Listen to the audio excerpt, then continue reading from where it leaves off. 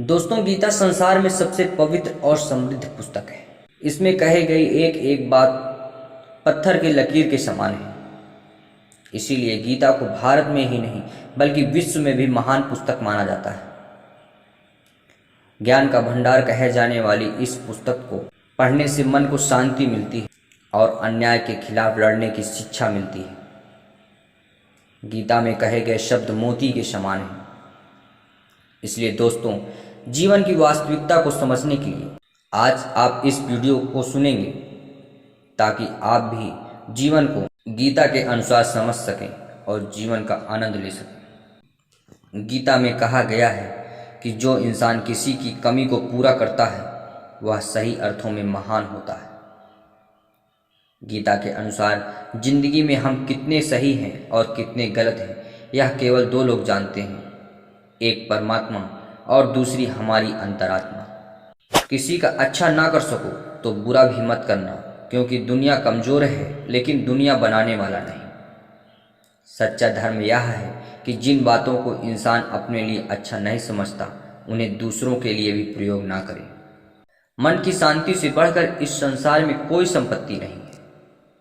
कोई भी इंसान जन्म से नहीं बल्कि अपने कर्मों से महान बनता है। बिना फल की कामनाएं ही सच्चा कर्म है। चुप रहने से बड़ा कोई जवाब नहीं है और माफ़ कर देने से बड़ी कोई सज़ा नहीं है। सदैव संदेह करने वाले व्यक्ति के लिए प्रसन्नता ना इस लोक में है और ना ही कहीं और है। जो मन को नियंत्रित नहीं करते हैं उनके लिए वह शत्रु के समान कार्य करता है। गीता में कहा गया है कि कोई भी व्यक्ति अपने कर्म से भाग नहीं सकता। कर्म का फल तो भुगतना ही पड़ता है। मनुष्य अपने विश्वास से निर्मित होता है। जैसा वह विश्वास करता है वैसा ही वह बन भी जाता है। माफ़ करना और शांत रहना सीखिए।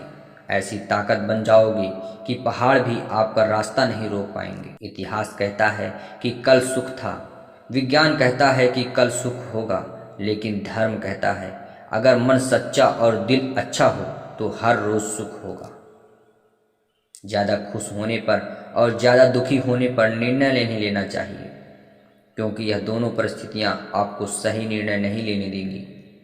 जो होने वाला है वह तो होकर ही रहता है और जो नहीं होने वाला है वह कभी नहीं होता। ऐसा निश्चय जिनकी बुद्धि में होता है उन्हें चिंता कभी नहीं सताती है।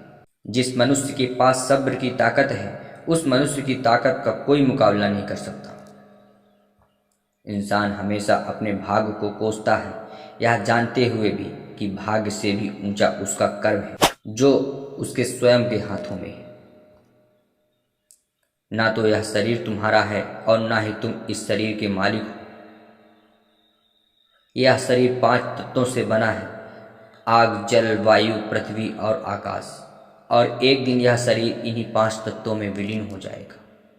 सत्य कभी दावा नहीं करता कि मैं सत्य हूँ, लेकिन झूठ हमेशा दावा करता है कि सिर्फ मैं ही सत्य हूँ। सही कर्म वह नहीं है जिसके परिणाम हमेशा सही हो, अपितु सही कर्म वह है जिसका उद्देश्य कभी गलत ना हो।